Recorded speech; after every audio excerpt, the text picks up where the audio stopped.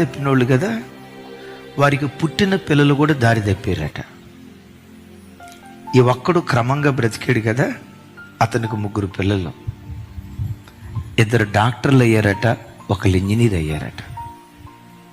ఈ 3కి వివాహమైంది.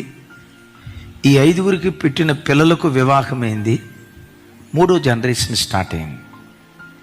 ఈ 3వ జనరేషన్లో ఈ 5 ఫ్యామిలీస్ ఉన్నాయి చూసారా, దొంగలు, వ్యభిచారికులు, నరహంతకులు, త్రాగుబోతులు, చెల్లె, తల్లె, వదిన, అక్క, బావ, మరిద, వావి వరసలు మరిచి ఆ కుటుంబాలన్నిటిలో నుంచి దొంగలు, నరహంతకులు, ఈ అక్రమ సంబంధమైన కార్యక్రమాలు చేసేవాళ్ళు పుట్టుకొచ్చారు. ఈ 6వ ఆయన ఉన్నాడే, ఆయనకు 3 పిల్లలు. ఆ 3 పిల్లలకి 2 పిల్లలు, 6. వాళ్ళల్లో నుంచి